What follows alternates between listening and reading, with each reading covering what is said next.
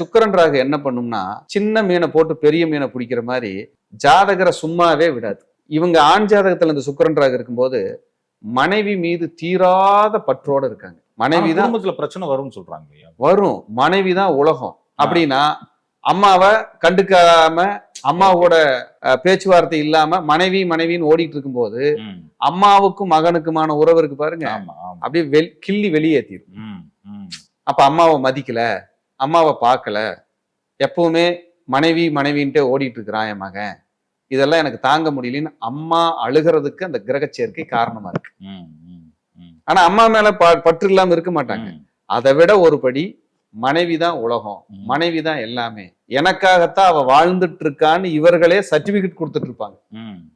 ஆனா அங்க பாத்தீங்கன்னா மனைவி போடுற ஒரு தவறான கணக்கும் இவருடைய பேராசியும் மின்கிளாகி பெரிய அளவுல பூதாகரமா இன்வெஸ்ட்மெண்ட் பண்ணி அந்த பொருளாதாரத்துல சிக்கல்கள் வந்து கடனாளி ஆக்குறதுக்கும் மனைவியும் கணவனும் டிஸ்கஸ் பண்றதே மிக முக்கிய காரணமா மாறி. ஓ புரியுதுங்க. அதாங்கயா இதுல இருக்கிற மைனஸ். ஆனா கடனை வாங்கியாவது நான் சொகுசாத்தான் வாழ்வேன்னு பிடிவாதமா இருக்கிறது சுக்கிரன் ராகு தான்.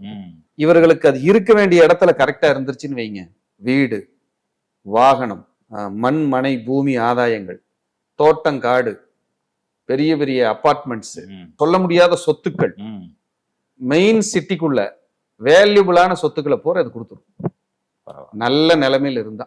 இது ஆண்களுக்கு.